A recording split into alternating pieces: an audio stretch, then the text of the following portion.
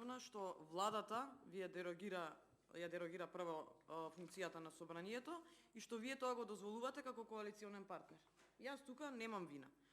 Има и побитни закони во ова собрание, па не им давате предност на тие закони што се од важност за граѓаните. Која е поврзано со европски прашања? Значи, оставете ме да се докажам, нити ви лета во збор, нити ништо. Кога вие велите дека кажувате вистина, излегува дека јас лажам. Да, точно ми се обративте на таа седница лично, за да ја одржиме Комисијата за европски прашања. Што ви одговорив јас? Дека сум пријавена за реплика и за збор на самата седница. И сега јас за да прво вие ако сакавте да излезете во пресред, ќе закажувате барем малку подоцна за да ми помине редот. Ама и други пратеници што имаше пријавени на таа седница и на тој начин вие ја намалувате ефективноста. Од каде тоа право стварно не знам, ама го немате дефинитивно правото. Многу ги извртувате тезите дека јас ви велам со тоа што објаснив дека не е тајмингот добар за овој, затоа што еве ќе ви кажам зошто. Првиот закон вие сме заинтересирано работно тело, вториот закон е закон за изменување и дополнување на законот за вршење на сметководствени работи, е матично работно тело оваа комисија, но сметам дека е правна небулоза и нарушување на правото на и угледот на Европската унија, затоа што во членот од 19 од истиот закон во преодни и завршни одредби е уредено дека член 19 одредбите од член 7 со кои се дополнува член 18 со нов став 9 и одредбите од член 10 со кои се менува член 27 од овој закон ќе отпочнат да се применуваат од денот на пристапување на Република Македонија во Европската унија. Пак тоаш која е потребата, еве да ве запрашам, да се повикува на усогласување, да се става европско знаме, да се скратуваат роковите за расправа, вие си знаете од кои причини, и да се разгледува овде, како што кажав, на комисија која не е од областа на финансии и економија за вакво усогласување.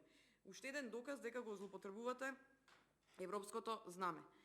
И ако некој работи, ќе ве замолам, значи да бидеме искрени до крај, да бидеме доблесни и пред граѓаните да кажеме што се случува во собранието. Затоа што кога велите дека јас ви велам, ви го читам овој член, прво се извинувам што влегов во материјална расправа, затоа што не е поминат дневниот ред и секогаш имам доблест да кажам дека ја прекршив процедурата. Таква доблест очекувам од вас, вие да кажете кога ја прекршувате процедурата.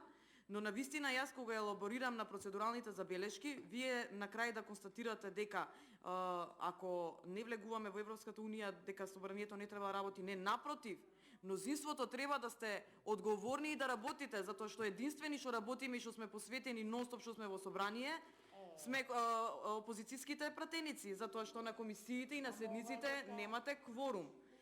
Нек ни се разгледуваше извештај на народен правобранител од 2-3 присутни, од кои што збор не се зема.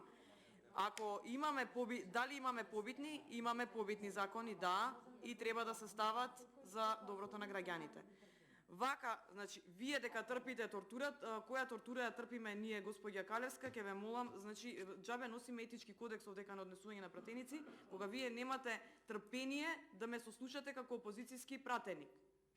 А да не се навраќаме на периодите како вие како опозиција што сте правеле во ова собрание. Ние третина не сме од вас и не ни сакам да сме како вас. Ама на овој начин да ми ја намалувате ефективноста во собрание, не можете и немате право. И затоа ве замолувам во интерес и на демократија и во интерес на Европска унија на која што се повикувате на се што сте се повикале во име на транспарентност, во име на инклузивност на опозиција, повлечете ги двете точки и да ги работиме друг ден. Благодарам.